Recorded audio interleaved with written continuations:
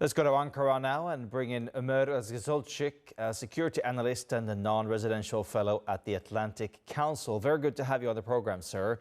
How hopeful are you that this ceasefire will actually hold and possibly bring an end to the fighting?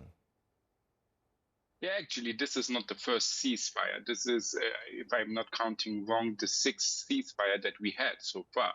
But unfortunately, every time there is a ceasefire announced for Sweida, we see that immediately afterwards that Hikmet al-Hajari, one of the three religious leaders of the Druze community, is rejecting the ceasefire and trying to impose it himself on the region.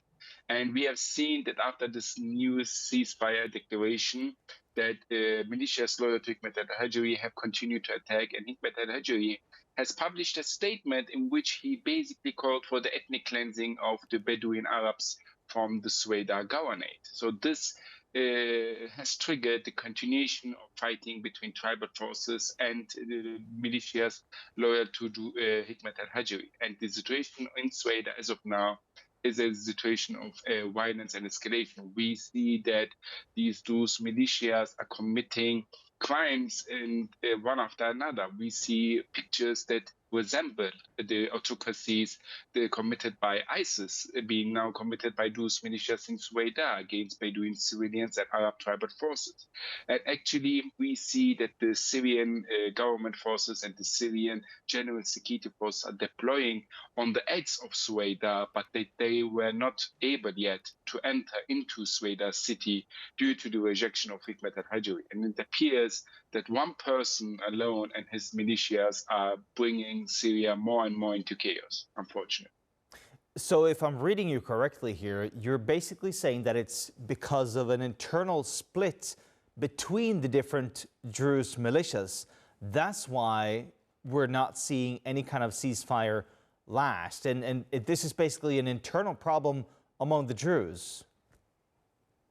Yeah, definitely. I mean, the Druze community has three religious leaders. Two of them, Sheikh Hanawi and Sheikh Jabur, have agreed several times to an agreement with Damascus. We have seen that military Druze leaders such as Laith el-Balous have agreed to work with Damascus and that they have condemned any Israeli intervention as well.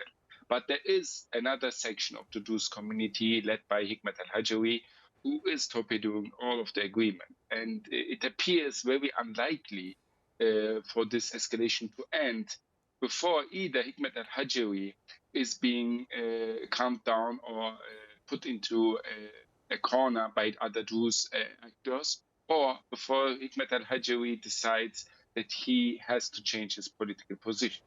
And I highly doubt that he may have a change of mind, because there are other things. Many people see this as a sectarian or ethnic violence going on now. But there's also another angle to all of this. Hikmet al-Hajari has been the person who is in charge and control of the drug production and drug smuggling in Sweida. So if the government institution and government forces enter Sweida, he will lose his revenue from this drug trafficking with the Jordanian border, which is also a huge concern for Jordan, and which is the reason why Jordan as well is supporting government control over Sweida.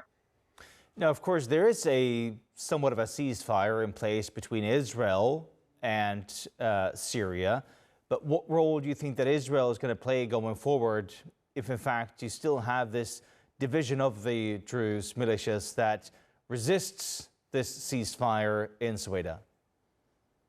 Yeah, actually, when Bashar al-Assad fell, Hikmet al-Hajari and his militias were the weaker side among the Druze.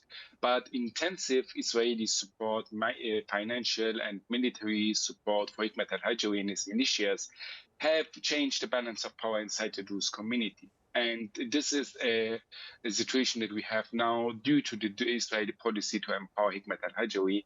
And despite a ceasefire, we see that Hikmet al-Hajari is pushing forward. And we know that Israel has an influence over Hikmet al-Hajari, and that Israel could actually push and pressure Hikmet al-Hajari to lay down arms and accept the ceasefire, but that didn't happen so far. However, what's positive, since this first ceasefire and now the second ceasefire, we don't see any Israeli airstrikes, any Israeli intervention in southern Syria. And as of the ceasefire that has been announced recently, we see that Israel is actually now accepting the Syrian government forces to enter Sweida, which was initially a total red line for Israel. So it appears that Israeli side had to acknowledge that without state authority, the region is open to anarchy and sectarian violence. We see tribal forces going in, we see Druze militias fighting them, we see autocracies being committed, especially by the Druze militias.